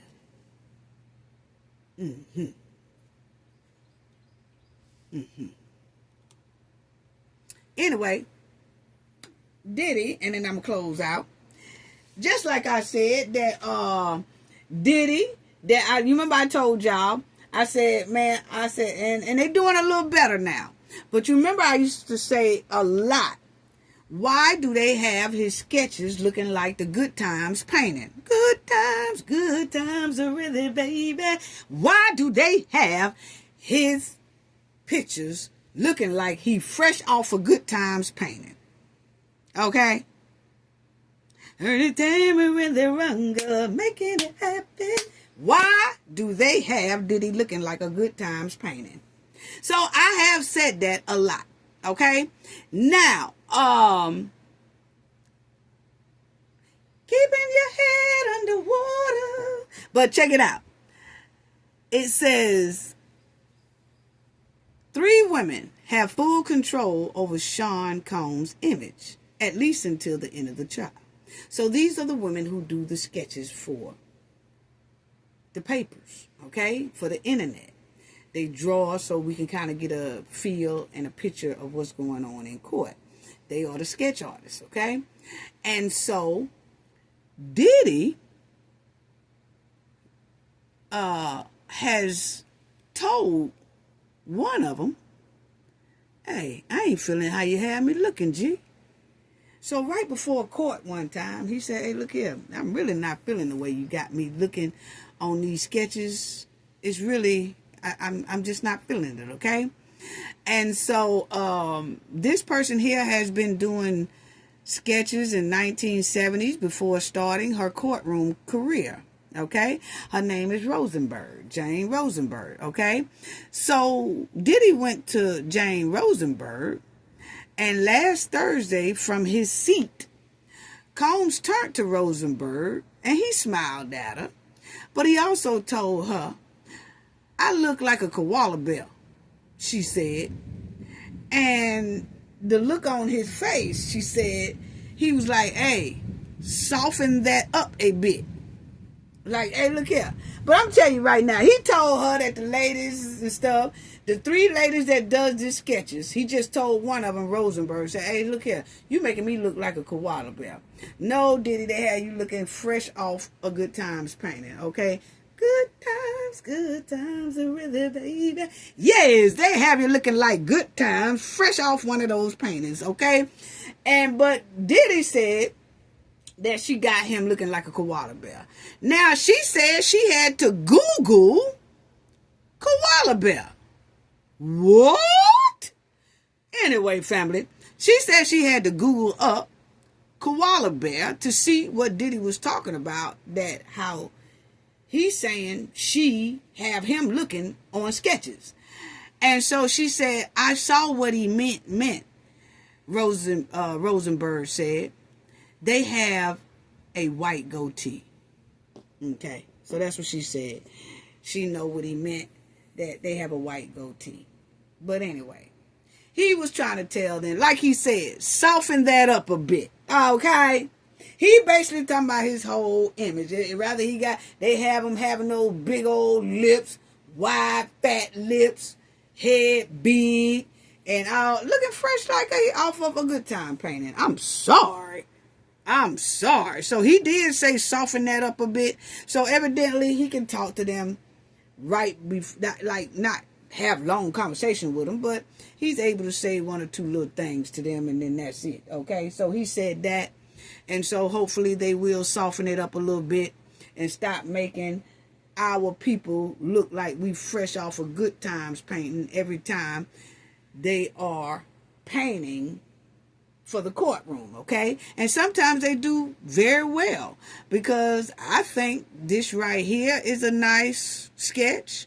I think this black man's sketch is very nice, you know? I think hers, I think theirs is very nice. But it's sometimes when it gets to the accused, the person who is being accused in court, they make that person look as bad as possible. You know, and that right there, mindset needs to change, in my opinion. That's all I got to say about that, family. I just want to give a shout out to the ones who donated in the last video. Bay Solo, thank you so much for your generosity.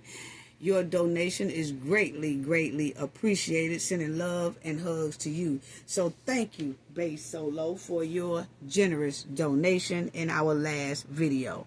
And I want to give a special thanks to everyone. Shout out to the chat. Shout out to the replay gang. Shout out to our moderators. Awesome moderators. Shout out to our viewers as well. Sending love and hugs to everyone. Gain knowledge to prevent blockage. And we all know what that means. The more you know, the harder it is for anybody to block y'all from your goals and success. Bye-bye.